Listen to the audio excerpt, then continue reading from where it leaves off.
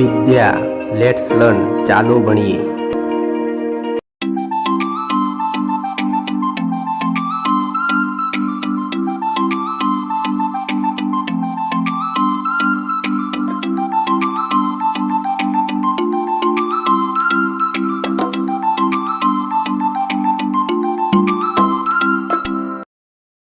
નમસ્કાર।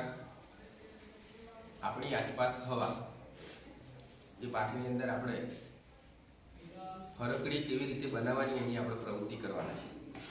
કાગળની ફરકડી આપણે પહેલા આગળ જે ભાગ 1 ફરકડી વાળો જે ભાગ 1 કર્યો એમાં ફરકડી બનાવી હતી।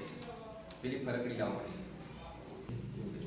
તો પહેલી પ્રવૃત્તિ જ્યારે આપણે કરી ત્યારે આવી ફરકડી બનાવી હતી। તો આ ફરકડી જે છે એ આમ ફરે છે, આમ ફરે છે।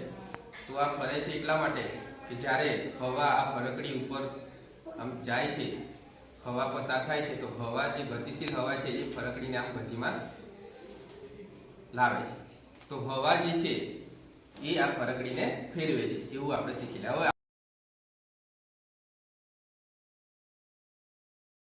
આપણે બીજા પ્રકારની જે ફરકડી છે એ આપણે આજે બનાવીશું। ચલો આ ફરકડી મૂકી દો, બાજુ મૂકી દો। એના માટે આપણે એક આવો કાગળ લઈશું અને આ કાગળને આપણે પહેલા 2 ભાગ કરી અને કાપી નાખવાનો છે। એટલે હું આના 2 ભાગ કરું છું, તમે જોઈ લેજો, પછી તમારા પ્રવૃત્તિ બધાએ કરવાની છે। તો આ રીતે એને વાળી દેવાનો છે। આખો કાગળ છે એના 2 ભાગ કરીશું।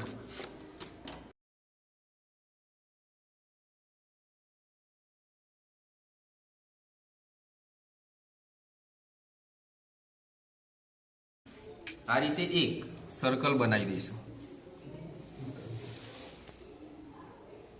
અહીંયા જો જે જગ્યાએ અણી મૂકેલી એ જગ્યાએ એક ટપકું કરી દઈએ।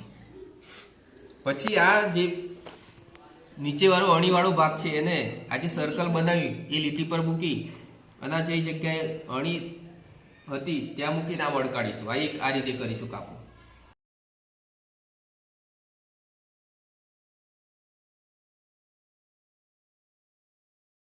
જે બન્યું છે એને આપણે કાપી લઈશું।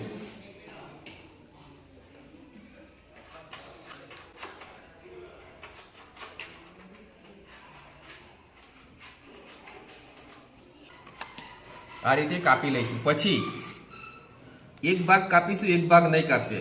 આ ભાગ એક કાપીશું, પાછું એક નહીં કાપીએ। એ રીતે એક ભાગ છોડી અને કાપી લઈશું। અહીંયા એ કાપતી વખતે આપણે વચ્ચે એક નાનું ગોળ સર્કલ બનાવી દઈશું। એટલા ભાગને આપણે છોડી દઈશું। ઓકે,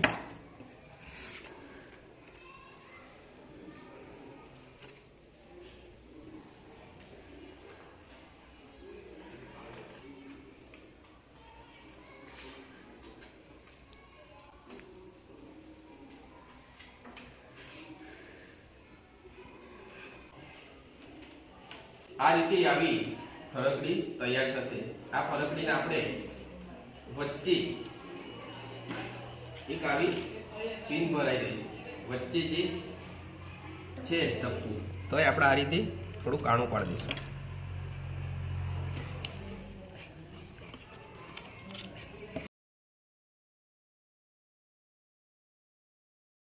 આ રીતે આપણી આ ફરકડી તૈયાર થઈ જશે અને એને પંખાના પવન નીચે અથવા તો બહાર પવન આવશે ત્યારે આ ફરકડી ફરશે। જેમ પવન લાગે છે એમ આ ફરકડી ફરવાનું ચાલુ કરી દેશે। થોડી ઉપર લાવી ફરકડી બતાવો।